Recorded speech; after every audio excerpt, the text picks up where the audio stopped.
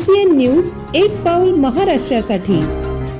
पारंपरिक रब्बी व उन्हाळी पिकांना फाटा देत बुलढाणा जिल्ह्यातील अनेक शेतकरी आता हळद पिकाकडे वळले आहेत।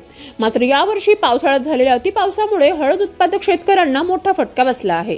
यावर्षी मोठ्या प्रमाणात पाऊस झाला व त्यामुळे जमिनीतील ओलावा कायम राहिला आणि सूर्यप्रकाश देखील पिकांना कमी मिळाला।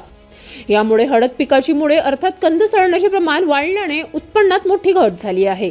शिवाय 9 महिन्याचे असलेले पीक 7 ते 8 महिन्यात म्हणजेच 1 महिना आधीच काढणीला आले।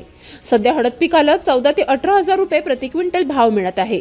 यावर्षी खरीप हंगामातील इतर पिकांबरोबर हळद पिकाला देखील मोठा फटका बसल्याने जिल्ह्यातील हळद उत्पादक शेतकरी आता या पिकाकडे देखील पाठ फिरवण्याची शक्यता वर्तवली जात आहे।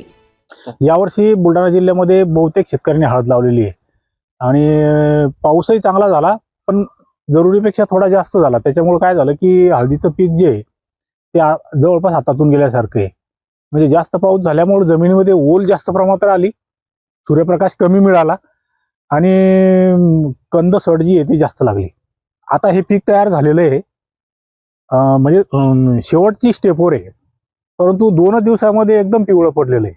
म्हणजे हिरवेपणा त्यातला जवळपास गेलेला आहे आणि हा कालावधी घटला त्याचा 1 महिन्याने जवळजवळ। त्याच्यामुळं याचा उत्पन्नावर मोठ्या प्रमाणात परिणाम होणार आणि हळदमध्ये घट होणार। हळद उत्पादक शेतकऱ्यांना शासनाने मदतीचा हात दिला पाहिजे, कारण याच्यासाठी खर्च खूप मोठ्या प्रमाणात येतो। जसं बाकीच्या पिकांना अतिवृष्टी झाली त्यावेळेस शासनाने मदत दिली, सोयाबीन असेल किंवा इतर पिकांसाठी, परंतु आता हळदीचं पीक आता हातात येण्याचा कालावधी सुरू झालेला आहे आणि आता आपल्याला कळायला लागलेलं आहे की याच्यामध्ये नुकसान झालेलं आहे, तर शासनाने त्याला मदत दिली पाहिजे।